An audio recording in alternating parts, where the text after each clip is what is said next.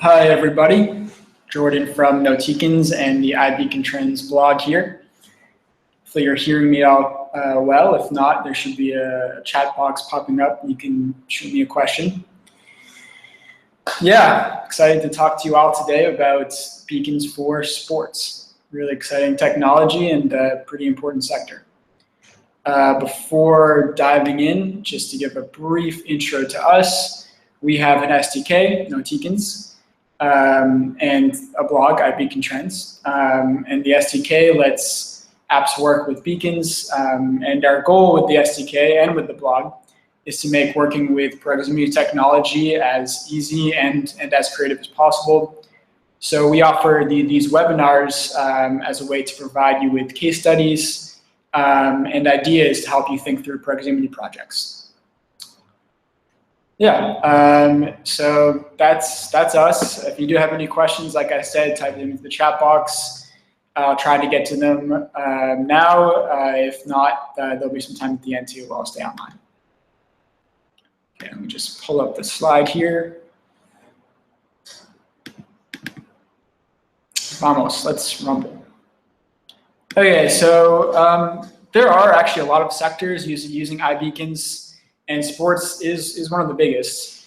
So today I just wanted to give you all a number of case studies and ideas of sports teams and stadiums using beacons. And even if you don't work for a sports team, I hope that some of these ideas for your can help you with your proximity projects because everyone has fans and beacons can help you engage them. And let me just actually pick up content here. Let me just give you a brief intro to beacons in general, just so everyone's on the same page.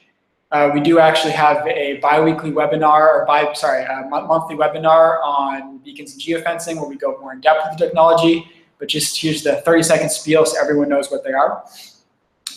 Basically, they're small devices. You can see one here on the slide that act as indoor positioning systems, and they enable smartphones or smart devices to perform actions when in proximity to this beacon device. And the beacon device emits an identifier with Bluetooth. And so typically there's a mobile application that enables the technology, and depending on your goal and the beacon hardware you use, prices can be $5, $30, depending on the batteries mostly. They can send signals up to 100 meters away. So the beacon sends an identifier to a device with an app that works with beacons, and then the app performs some type of action. So usually they can be sent a deal or a message or a web view, or they can open up another app, or it can just collect data. This app sends data back to the server. So there's a lot of different ways you can use them, but really just think the beacon send an identifier so that you can send or trigger information on a mobile device and get information back on that mobile device's location. So hopefully that's enough so that we're all on the same page here. And beacons for sports, there's a lot of case studies here. So I'm just going to go into a couple of them, pull out some best practices, show you what it's like to create a beacon campaign, and then conclude and give some time for questions and answers. So the first case study, since we're actually in Barcelona right now, is welcoming fans with the FC Barcelona app. They have beacons at the entrance to Camp Nou, and the beacons greet fans who have the club's app with a welcoming message.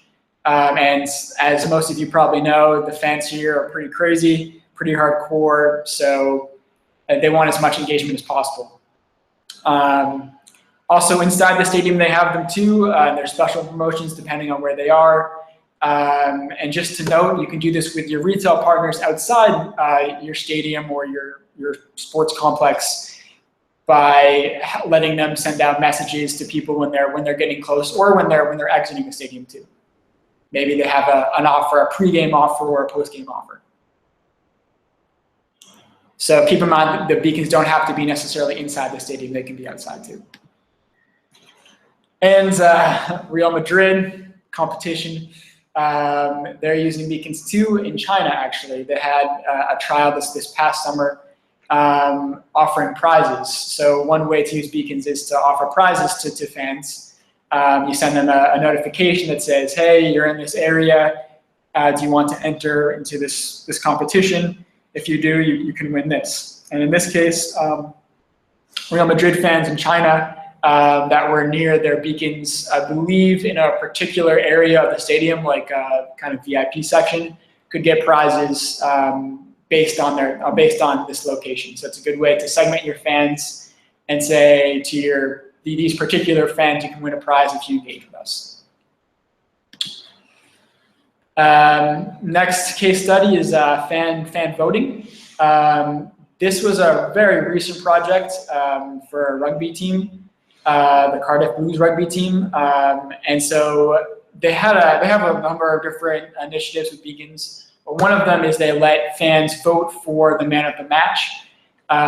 So all of the fans in the stadium, if you have the app, you get a message saying who is your favorite player, who's the fan of the match, and then they say who the fan of the match is. So it's a good way to interact with your fans that you know are at the stadium. I mean, other fans might have the app, but might not be there. They might not be watching the particular match. So you don't want to send everyone a notification. You just want to send notifications to people inside, and beacons can help you do that. Next up, interact with VIP fans. I already mentioned this earlier with the Madrid initiative, but engaging VIP fans is crucial. These are the ones that are paying more, that are really engaged with you already, that want more and more from you. And so getting a notification from your app is certainly not going to be looked at as annoying. Rather, they're going to get excited to see whatever you send them. So with beacons, instead of like even if you have an outdoor stadium, which you can use geofencing to target people with, you may not want to target everyone in the stadium. You may want to target only a particular area. And one of those areas might be this VIP section, and you might give them a special offer to come back next time, or send them out a survey or something. But doing something to interact with VIP fans is a really great way to use beacons to segment your audience to VIP fans and give them something special. Yeah. This works for the retail sector too. A lot of people in the retail space, they let their employees know that the VIP clients are inside, and it gives them their preferences. The banking sector does this too. We had a project with a bank that was doing this. So this might be another great way to inform your staff when a particular person arrives and what their preferences are, so they go and greet them or interact with them in the proper way. In-game content, a lot of apps, I think their beacons are in 93% of MLB stadiums. And one of the main ways that they're used is to send out player stats and different pieces of in-game content sent to fans inside the stadium with the app. Again, this cannot be segment who's in your stadium and who's not, and send the right information to them. There's also, I think, I remember hearing, I think this was NASCAR maybe, they had beacons attached to cars, and when the cars would come by, you could get a message about who was driving the car, and the specs of the car too. And then one other recent campaign that's I thought was pretty cool with in-game content was from the RCS Media Group.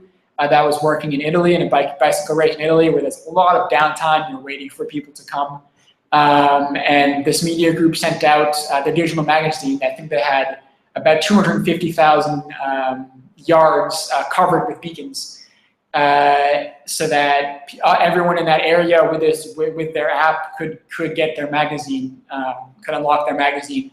And 30,000 people were able to read their magazine, while they were waiting. So it's a cool connection between the magazine and the sporting events in a particular time of boredom for the fans that were just waiting for the bicycle racers to come in. I think this is the last one. There's a lot of other use cases, but seat upgrades is one that I think is really cool because a lot of stadiums just don't fill up, and there's a lot of empty seats, a lot of money just waiting there. And so you can really get the investment in Beacon back if you offer your fans seat upgrades for an additional cost. Maybe not the same cost as the actual ticket, but just pay an extra $10, $15 or whatever to upgrade your seats could really engage people, plus get you some good revenue directly from that. And this is already being done at a couple NBA stadiums. Really in North America, there's a lot of Beacon engagement going on, in particular with MLB, as I said, but the NBA, NFL, NHL, all of them a lot of stadiums are already using beacons. And at a couple, they found that 10% of all seat upgrades come from beacons. And I'd expect more year after year once people are getting used to beacons and getting used to leaving Bluetooth on. So that's a really cool use case. You can get direct revenue from that.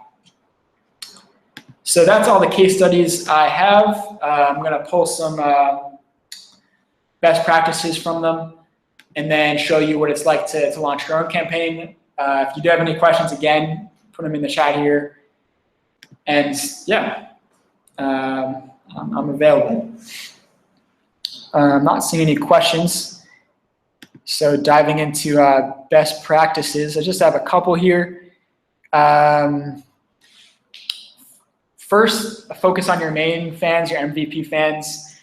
Again, they're the one that want the most engagement from you, and make sure you're always giving them value. You're not annoying them with 1,000 messages. Make sure you set your campaigns so they're not sent every 5 minutes. But yeah, give value, especially to your MVP fans.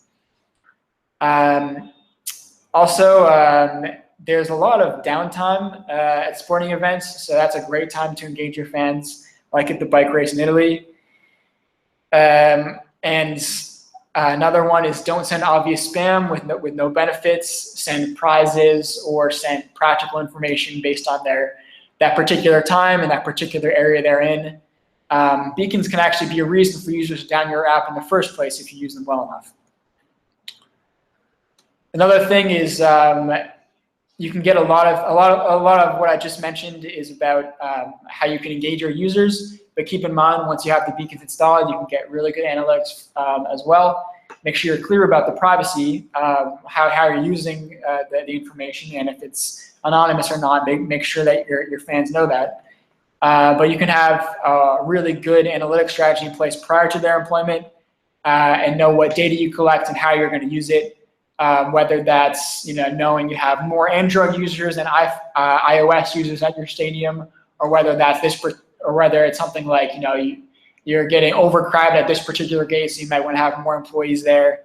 There's a lot of different ways you can use analytics to not only improve beacon campaigns, but just to improve your stadium's user experience in general. And lastly, keep in mind that beacons are flexible. A lot of the case studies or examples I just mentioned can be used together. The same beacon can help your employees see MVP clients, see your customer flow, as well as send out a notification, be used for payment even.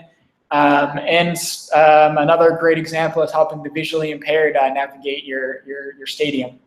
That's another great use for beacons that a lot of transportation services are using them for. But it's a great way to help people who need help getting around work their way through your stadium as well. So that's all I have for the best practices. And just before a brief conclusion, I just want to show how easy it is to launch a Proximity campaign. Let me share a different screen here. Hello again. And here we go. So this is our own campaign manager. Like I said, Notikins is an SDK that you can add to native apps and easily send out beacon and geofencing campaigns and collect analytics with. So yeah, once you have the beacons and the geofences set up in your stadium, it's very easy to get a campaign going.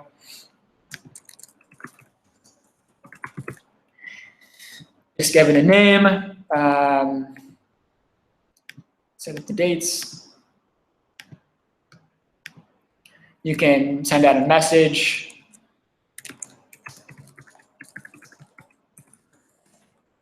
Okay. See how it looks like. It can be on the smartwatch too. You can also have the message in the background.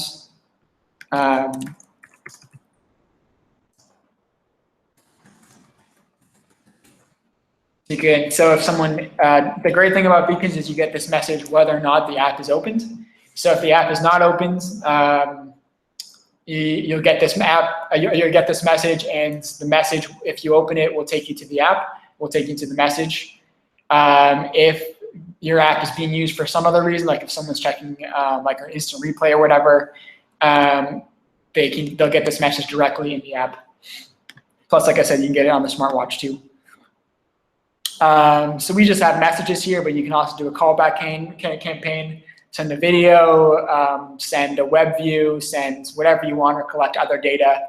So you can be really flexible with callbacks as well. And as I said, you don't want to send out the campaign too often, especially if it's something that's supposed to be live. So have it just sent out, every day or so, and maybe have it just go for a day if you just want it to be sent out once. You can also launch only if Bluetooth is enabled or disabled. So say you want to do a geofencing campaign once people are 5 kilometers away from your stadium. Say, hey, you're nearby the stadium. Come to the game today. We have this many extra seats. Yeah, it's something you can do. If Bluetooth is enabled or disabled, or maybe you want to do something like if someone's right outside your gate, you can send them a message to say, hey, turn on Bluetooth. We have special deals to upgrade your seat inside the stadium. So it's a great way to segment your users if they have Bluetooth on or off, and you want to do geofencing and beacon campaigns. And then, yeah, like I said, you can send it to the background or the foreground. And then if it's attached to a beacon, we've got a bunch of beacons already set up. And whether or not it's sent when they're exiting or entering. I think I've got something. Oh, 30 minutes.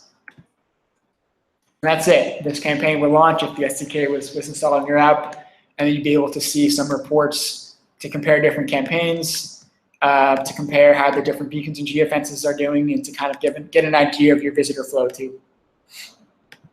So that's it. That's how easy it is to set up your own beacon campaign or geofence campaign.